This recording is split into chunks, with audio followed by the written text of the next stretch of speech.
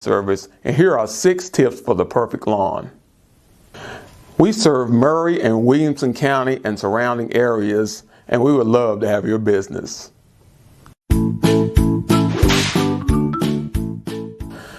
Tip number 1 is climate. Different types of grass are subjective to their climate. There are 2 types of climate. There's warm climate and there's cool climate. Likewise, there are 2 categories of grass.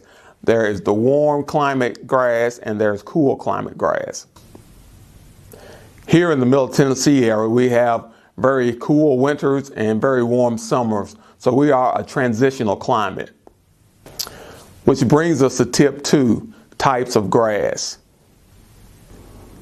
There are about 40 varieties of grass, but there are 5 that are suited for this area.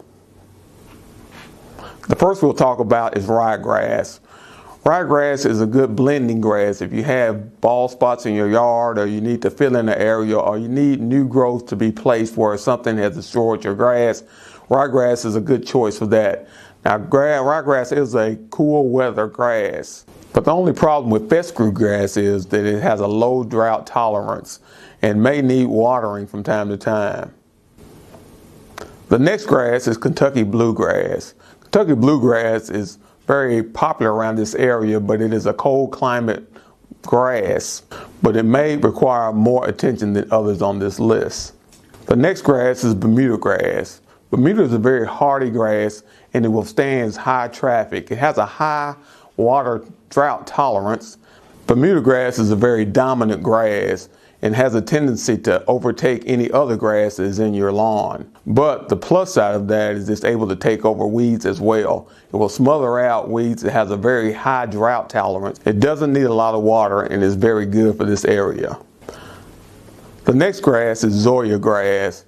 Zoysia grass came to the United States about 1911, coming from Asia, but it has a lot of the similarities of Bermuda grass. It's very good for this area because it withstands high traffic. It also is a high tolerance for drought and it's very low maintenance. And like Bermuda grass, it has a tendency to take over wherever it's planted. So therefore it's good for destroying weeds and for making a green plush lawn. Now the most popular grass in this area is the tall fescue. You'll see the tall fescue in a lot of sports fields and a lot of people's yards because it's very high drought tolerance. Fescue grass is resistant to high traffic and it's very low maintenance grass. So for this area, fescue grass is one of the more popular grasses used. If you plan to water your lawn, you need to determine that at the beginning of the cutting season. Once you start watering, you need to continue. The tall fescue, Bermuda, and Zoysia grasses need very little watering because they have a high tolerance for drought. Now the Kentucky bluegrass and the ryegrass may need more watering because they are cold climate grasses and have a very low drought tolerance. Tip number 3, fertilization. If you choose to fertilize your grass, the best time to fertilize is in the fall. If you want to fertilize and overseed, the fall is the best time of year because it will germinate your grass and the fertilizer will get into your soil.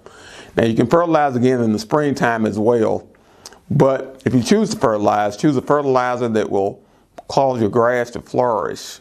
A good general fertilizer is the Triple 15 fertilizer. It kind of covers all the bases and will cause your grass to grow very strong and very healthily. If you choose to take a soil sample, you can take it to your local co-op and they will tell you what fertilizer will be best for your grass. Nitrogen is very important to grass growth. Nitrogen, phosphorus, and potassium are the 3 main ingredients in fertilizer. And depending on your grass needs, they can be found in different quantities in different fertilizers. Tip number 4, weeds and the controlling of them. To stay ahead of your weed problem, you should apply a weeding feed to your lawn. The best time to put out your weeding feed is in the early spring. The weeding feed contains fertilizer as well as weed killer. This will fertilize your grass, giving it strong roots, and at the same time kill any weeds that might try to come up around your grass. If your weeds persist after applying weeding feed, wait till late May, early June and apply once again, because the more weeds you have, the more infertile your soil. If you have 50% weeds and 50% grass, you may consider reseeding your lawn. If your grass is taller and more dominant than your weeds, then your grass will smother out your weeds. But if your weeds are dominant, it could damage your lawn. Tip 5. Proper mowing. When mowing your lawn, you should keep in mind that your grass grows as tall beneath the soil as it does above the soil. So it's important to let your grass grow taller so that your root system can be strong. Cutting your grass every 7 days is better than cutting it every 14. You should cut your grass 2 to 3 inches tall. Cutting it shorter will cause your weeds to outgrow your grass. And tip number 6, if you have a problem with tips 1 through 5, you need to call groundskeepers at area code 931-698-7711. Again, my name is Kelvin Lyles. I'd like to thank my customers and my potential customers. Thank you for your patronage and have a great day.